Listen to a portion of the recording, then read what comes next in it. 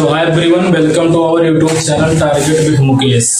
तो मेरे प्यारे बच्चों, जैसा कि आप जानते हैं कि हम आपको कक्षा 10 का जो गणित है बालाजी प्रकाशन, उसका अध्याय नंबर 6 जो है निर्देशांक ज्योमेट्री, उसके प्रश्नों को हम सॉल्व करवा रहे हैं। पिछले वीडियो में हमने आपको 6.1 का जो सवाल है जो है वहां तक हमने सवाल नंबर 3 तक सॉल्व करवा दिया था। अगर वो वीडियो आपने नहीं देखा मेरे भाई, तो इस डिस्क्रिप्शन बॉक्स में मैं उसका लिंक दे दूंगा, वहां से जाकर उसको देख सकते हैं। ठीक, वो वीडियो काफी लंबी हो गई थी। हम मेरे भाई आज थोड़ा शॉर्ट वीडियो बनाएंगे, कम समय का जो लगे 20-25 मिनट का, क्योंकि आप उसको देखते हैं तो उब जाते हैं, तो इसीलिए हम जो है कम वीडियो बनाएंगे। इसका 20-25 मिनट का ही वीडियो बनाएंगे। ठीक, चलिए मेरे भाई क्वेश्चन नंबर 4 हम स्टार्ट करते हैं। देखिए लिखा हुआ है 4 का जो पहला नंबर सवाल है। देखिए यहाँ पर मेरे भाई इसका हम सोल्यूशन करते हैं साइड में। ठीक, देखिए यहाँ पर हम इसको सॉल्व कर रहे होंगे। ठीक, देखिए इसका जो पहला सवाल है ना, लिखा हुआ है ना, -4, 5 का भुज ज्ञात कीजिए। मेरे भाई पिछले वीडियो में हमने आपको जो है ना भुज और कोटि के बारे में बहुत ही बेहतरीन तरीके से आपको बता दिया है कि भुज क्या होता है और कोटि क्या होता है ना। आप जानते हैं कि जो पहले लिखा होता है ना वो भुज होता है। जैसे हम लिखते हैं भुज कामा कोटि, है ना, भुज कामा कोटि। आप जानते हैं भाई कि भुज को हम ना यक्ष बोलते हैं, भुज को बोलते हैं यक्ष और कोटि को बोलते हैं वाई, है ना। सबसे पहले जो लिखा होता है ना वो भुज होता है और जो बाद में लिखा जाता है वो कोटि होता है। सबसे पहले भुज होता है, बाद में कोटि होता है। तो देखिए इसका जो पहला सवाल है ना, हम इसको हल करते हैं मेरे भाई। देखिए हल, देखिए दिया हुआ है ना, दिया है -4, 5। इसमें आपको क्या बताना है, भुज। तो देखिए सबसे पहले क्या लिखा हुआ है, सबसे पहले लिखा हुआ है -4, तो यानी -4 इसका क्या हो जाएगा, भुज। तो यानी मेरे भाई अगर आपसे यहाँ पर भुज पूछा जाए तो भुज हो जाएगा -4। अगर यहाँ पर मेरे भाई कोटि भी पूछा जाता ना तो हम बता देते। देखिए कोटि कितना हो जाएगा, 5, लेकिन यहाँ पर केवल भुज पूछा है तो हम भुज को ही बताएंगे। तो इस तरीके से मेरे भाई 4 का जो पहला सवाल है ये हमारा खत्म हो चुका है। ठीक, आइए हम आपको 4 का जो दूसरा सवाल है उसको बताते हैं। देखिए लिखा हुआ है -6, 6 की आपको क्या याद करनी है, कोटि। कोटि का मतलब मेरे भाई भुज के बाद जो आता है। देखिए भुज के बाद क्या आता है, कोटि। तो देखिए ये भुज हो जाएगा -6 और कोटि इसका हो जाएगा 6, है ना, +6। तो यानी कि ये जो है ना 4 का जो दूसरा नंबर सवाल है ना, अगर आपसे कहा जाए कि इसको सॉल्व कीजिए तो आप इसको तुरंत बता सकते हैं। देखिए बिंदु दिया गया है -6, 6। इसमें भुज क्या हो जाएगा, -6 और कोटि हो जाएगा 6, लेकिन यहाँ पर कोटि पूछा गया है तो कोटि हम बताएंगे मेरे भाई कितना हो जाएगा, 6। कोटि बराबर 6, क्योंकि जो पहले लिखा होता है वो भुज होता है और जो बाद में लिखा जाता है वो कोटि होता है। तो ये भुज होगा तो ये कोटि होगा। देखिए इस तरीके से 4 का दूसरा हमने सॉल्व कर लिया। आइए मेरे भाई 4 का जो तीसरा सवाल है उसको हम पढ़ते हैं। देखिए इसने पूछा है कि मूल बिंदु का निर्देशांक क्या होता है। देखिए मेरे भाई मैंने आपको बताया है ना कि जो मूल बिंदु क्या होता है। तो देखिए जो हमारा y अक्ष होता है और जो हमारा x अक्ष होता है, एक दूसरे को जहां पर काटते हैं उसी को हम बोलते हैं मूल बिंदु। तो देखिए यहाँ पर काट रहा है तो इसको बोलते हैं मेरे भाई मूल बिंदु, और मूल बिंदु को हम वो से लिखते हैं और इसका निर्देशांक होता है 0, यानी कि इसका भुज भी 0 होता है और कोटि भी इसका 0 होता है। तो देखिए मेरे भाई इसका हल हो जाएगा, हल, है ना। तो कभी भी अगर आपसे पूछ लिया जाए कि मूल बिंदु का निर्देशांक बताइए तो मूल बिंदु का निर्देशांक होगा 0, तो ऐसा हम कह सकते हैं मेरे भाई मूल बिंदु का निर्देशांक, मूल बिंदु का निर्देशांक बराबर मूल बिंदु को किससे लिखते हैं, वो से। तो इसका निर्देशांक हो जाएगा 0, तो यही मेरे भाई उत्तर हो जाएगा। ध्यान रखिए कि मूल बिंदु क्या है मेरे भाई, तो यहाँ पर x अक्ष और y अक्ष एक दूसरे को काटते हैं उसी को हम मूल बिंदु कहते हैं। मूल बिंदु का जो भुज होता है वो 0 होता है और कोटि भी इसका 0 होता है। कभी भी भविष्य में अगर आपसे पूछ लिया जाएगा कि मूल बिंदु का भुज बताइए तो आप बताएंगे 0, और मूल बिंदु का कोटि पूछा जाए तब भी आपको 0 ही बताना है। ठीक, आइए मेरे भाई इसका चौथा सवाल हम सॉल्व करते हैं। देखिए चौथा सवाल मेरे भाई थोड़ा हम यहाँ पर सॉल्व करके आपको बताते हैं। ठीक, देखते रहिएगा। देखिए लिखा हुआ है, देखिए चौथा सवाल लिखा है ना कि भुज 0 वाला बिंदु कहाँ स्थित होगा। अब देखिए एक प्रश्न है ना कि अगर किसी भी बिंदु का अगर भुज 0 है तो वो कहाँ पर होगा। देखिए अगर मैंने आपको पिछले वीडियो में बताया था, है ना, देखिए कि अगर जैसे मान लीजिए कोई बिंदु है मेरे भाई x, y, है ना, इसमें x को हम भुज बोलते हैं और y को बोलते हैं कोटि। मान लीजिए कि किसी बिंदु का जो x है ना, x अगर 0 हो जाए यानी उसका भुज 0 हो जाए। ठीक, तो देखिए x 0 हो गया तो क्या बच गया y, तो यानी ये जो बिंदु होगा ना, बिंदु P इसको मान लेते हैं। तो यहाँ पर आपको समझना होगा कि बिंदु P कहाँ पर होगा, y अक्ष पर होगा, है ना। इसका जो बिंदु P होगा ना वो y अक्ष पर होगा। अब जैसे मान लीजिए कि कोई बिंदु हमारा P, अगर मान लीजिए कि x, y के रूप में लिखा है, और मान लीजिए मेरे भाई कि इसका y 0 हो जाए यानी कि y का मान क्या हो जाए 0, तो देखिए क्या बच गया x, यानी कि ये जो बिंदु P होगा ना वो किस अक्ष पर होगा, x अक्ष पर होगा, है ना। जो 0 हो जाए उसके विपरीत होगा ये। तो यानी कि अगर आपसे हम पूछ ले कि ये बिंदु P कहाँ पर होगा तो आप फटाक से बताएंगे कि बिंदु P होगा x अक्ष पर। तो यानी कि ये जो बिंदु P होगा ना वो x अक्ष पर होगा। ठीक, इस तरीके से मेरे भाई देखिए इसका जो चौथा सवाल है ना, पूछ रहा है कि अगर किसी बिंदु का भुज 0 है, भुज का मतलब x का मान, तो देखिए अगर x का मान 0 हो जाएगा तो वो किस अक्ष पर होगा, y पर, है ना। तो यहाँ पर लिख देना y अक्ष पर होगा। फिर देखिए इसके चौथा का जब मेरे भाई चौथा है, और देखिए चौथा का हमने पांचवा लगा दिया है। देखिए पांचवा है, क्या कह रहा है कि अगर किसी बिंदु का कोटि 0 है, कोटि 0 का मतलब y का मान 0 है, तो अगर y का मान 0 है तो वो किस अक्ष पर होगा, x अक्ष पर होगा। मेरे भाई जो 0 है ना उसके खिलाफ अक्ष पर होगा। जैसे अगर y 0 है तो x पर होगा, अगर मान लीजिए x 0 है तो y पर होगा, अगर भुज 0 है तो वो कोटि पर होगा, है ना, अगर कोटि 0 है तो वो भुज पर होगा। इस तरीके से होता है। चलिए मेरे भाई मैंने आपको जो है क्वेश्चन नंबर 4 के, है ना, जितने भी सवाल है 5 सवाल टोटल मैंने सॉल्व करवा दिया है। आप इसका मेरे भाई स्क्रीन शॉट लीजिए, उसके बाद हम आपको अगला क्वेश्चन इसका सॉल्व करवाते हैं। ठीक,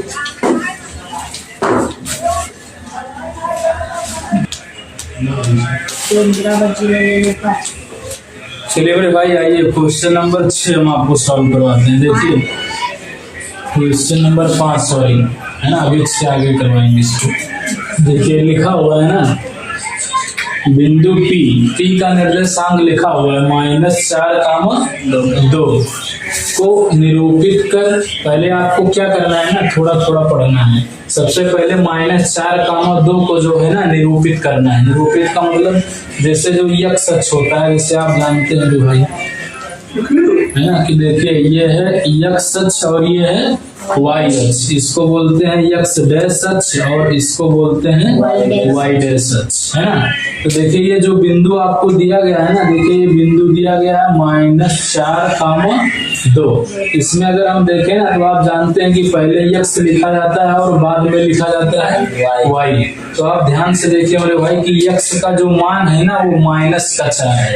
-4 का मतलब x के माइनस वाले मान पर आपको चलना है। तो देखिए ये x का प्लस वाला मान है और ये x का माइनस वाला मान है, और ये है हमारा मूल बिंदु यानी 0, है ना। देखिए तो यानी आपको -4 तक चलना है। तो यहाँ पर हम ऐसे लिख देते हैं, देखिए -1, ये हो जाएगा -1 और इसको लिख देते हैं -2, और इसको लिख देते हैं -3 और इसको लिख देते हैं -4। आप अपनी सुविधा के अनुसार इसको भाई बढ़ा भी सकते हैं, कोई दिक्कत वाली बात नहीं। देखिए इसको हम इससे बढ़ा भी सकते हैं। देखिए ये हमारा x है। अब यहाँ पर देखिए x का मान तो -4 है, लेकिन y का मान कितना है 2 है। है ना, y का मान है यहाँ पर 2, और चूंकि देखिए y का मान यहाँ पर प्लस है, तो जब हम ऊपर जाएंगे ना तो y का प्लस वाला मान लिखा जाता है, और जब मूल बिंदु के नीचे आएंगे y अक्ष पर, है ना, तो y पर माइनस वाला मान लिखा हुआ। देखिए जो डैश होता है ना वो बताता है माइनस, और जिस पर डैश नहीं लगा वो बताता है प्लस। तो जैसे देखिए y पर डैश नहीं लिखा हुआ है, यानी यहाँ से लेकर आप यहाँ तक y का जो प्लस वाला मान है इस पर लिख सकते हैं। अगर y का मान माइनस है तो यानी इस पर आप लिख सकते हैं। ठीक, देखिए यहाँ पर y का मान कितना है, 2 है, तो यहाँ पर मेरे भाई 2 लिख देते हैं। तो ऐसे हम लिखते हैं, है ना, ऐसे बना लेते हैं। देखिए ऐसे बनाते हैं, ये हमारा है 1 और इसको मान लेते हैं ये है 2। अब देखिए सबसे पहले करना क्या है ना, बिंदु P को आपको निरूपित करना है। तो देखिए आपको जो है ना x अक्ष पर कहाँ तक दौड़ना है, 4 तक, और y अक्ष पर दौड़ना है 2 तक। ये बात कंफर्म हो गया है ना, x पर कितना दौड़ना है 4 और y पर दौड़ना है 2। तो देखिए हम ऐसे दौड़ते आते हैं, देखिए ऐसे करते करते करते करते करते करते करते करते ऐसे। देखिए हमने x पर कितना दौड़ा है 4, तो देखिए अगर इसके बराबर दौड़ेंगे ना तो भी x का ही मान है। तो देखिए x का मान कितना हो गया 4, और देखिए y पर आपको कितना दौड़ना है 2। तो देखिए यहाँ से आप दौड़ते जाइए 4 से ऐसे करते करते करते करते करते करते यहाँ इसको मिला दीजिए ऐसे।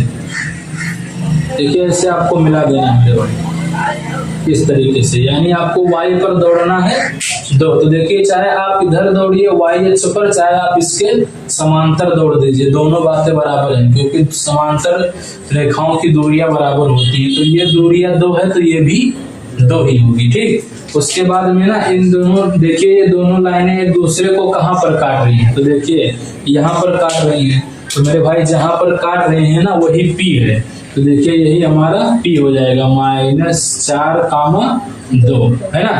देखिए हमने x पर कितना दौड़ा है 4, और देखिए y पर कितना दौड़ा है 2। तो देखिए जितना इधर दौड़ा है उतना यानी कि इधर दौड़ा है, और जितना इधर दौड़ा है तो उतना इधर दौड़ा है ना। यानी कि ये वाली जो दूरिया है और ये वाली दूरिया है, ये दोनों बराबर है, और ये वाली दूरिया और ये वाली दूरिया ये सब बराबर है।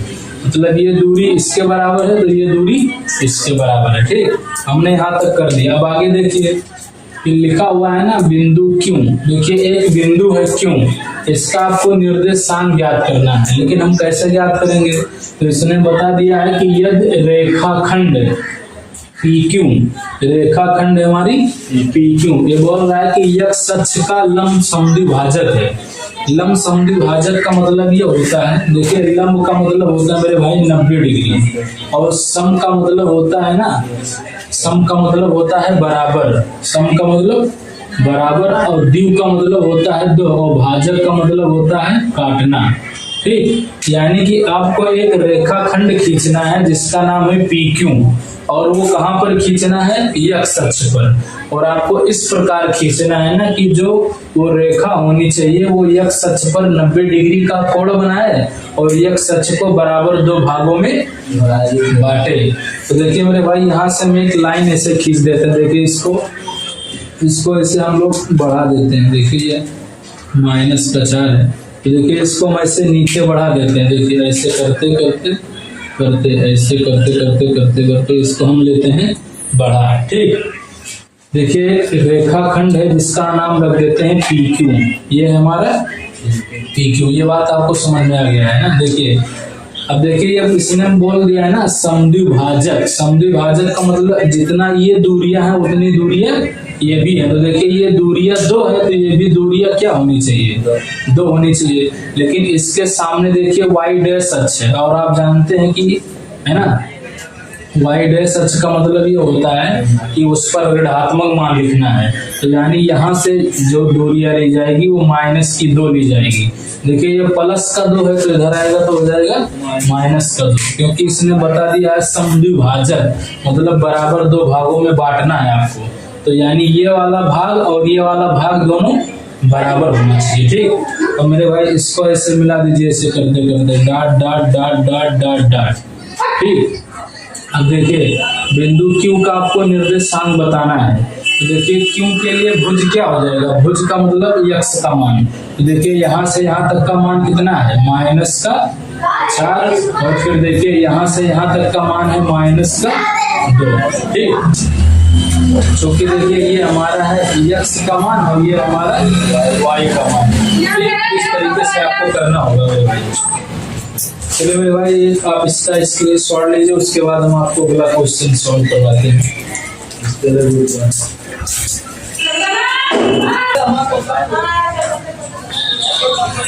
आइए मेरे भाई छठवां वाला क्वेश्चन हम आपको सॉल्व करवाते हैं। देखिए लिखा हुआ है ना कि निम्न अंकित बिंदुओं के निर्देशांक ज्ञात कीजिए।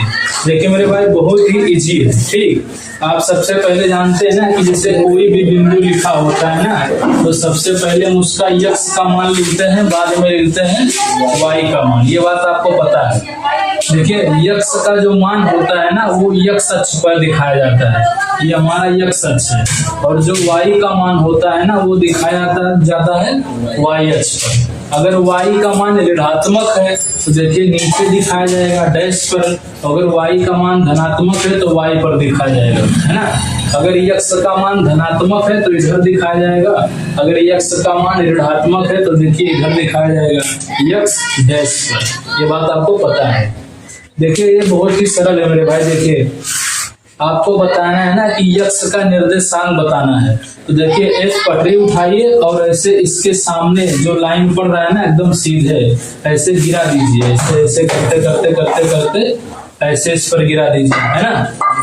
देखिए आपको करना क्या है ना, पटरी लेकर इसके सामने एक लाइन पार देना है, x अक्ष पर मिलाना है, उसके बाद आपको इधर मिला देना है पटरी से। तो देखिए ऐसे करते करते करते करते करते करते करते करते आप जब मिलाएंगे ना तो पहुंच जाएंगे 6 पर। अब देखिए ये हमारा x का मान, तो देखिए यहाँ से यहाँ तक की दूरी कितनी है, तो देखिए कितनी दूरी है 5, ये हो जाएगा हमारा 5 कामा, क्योंकि पहले हम x लिखते हैं ना इसीलिए हमने x का मान सबसे पहले लिखा है। और देखिए बाद में लिखते हैं y का मान, तो देखिए यहाँ से लेकर यहाँ तक y का मान कितना आपको दिख रहा है 6, तो ये हो जाएगा 5 कामा 6। ऐसे करना है आपको, है ना। पहले आपको देखना है कि x पर कितना चलना है, तो देखिए x पर आपने कितना चला है 5, और देखिए y पर कितना चलना है आपको 6, तो हो जाएगा 5 कामा 6। क्या इसका उत्तर भी आ रहा है 5 कामा 6, है ना। देख लीजिए आ रहा होगा इसको उत्तर। यस का निर्देशांक आ रहा होगा 5 कामा 6। आगे देखिए जैसे मेरे भाई आपको बताना है ना, जैसे मान लीजिए कि आपको बताना है g का मान। ठीक, देखिए g से आपको एक लाइन गिरा देना है इस पर x अक्ष पर, ऐसे करते करते ऐसे गिरा देना है। ठीक, उसके बाद g से आपको एक लाइन गिरा देना है y अक्ष पर, ऐसे करते करते करते करते इसको मिला देना है। ठीक, अब देखिए यहाँ से यहाँ तक की दूरी कितनी है, तो देखिए 3 है, ये हो जाएगा 3 कामा। अब देखिए यहाँ से यहाँ तक की दूरी कितनी है 2, तो ये हो जाएगा 3 कामा 2। देखिए मेरे भाई ये बहुत ही सरल है। ठीक, उसके बाद में अगर आपको P का बताना है ना तो P से x अक्ष पर एक लाइन गिरा दीजिए, ऐसे करते करते करते करते ऐसे आपको गिरा देना है ऐसे। फिर एक काम मेरे भाई पटरी से कीजिएगा। ठीक, देखिए मान लीजिए कि हमारा P है ना, ऐसे करते करते करते करते ऐसे आप गिरा दीजिए ऐसे, तो ये हो जाएगा P, है ना। फिर यहाँ पर अगर आपने x पर गिराया है तो आपको y पर भी गिराना है, तो ऐसे मिला दीजिए, ऐसे करते करते करते करते ऐसे।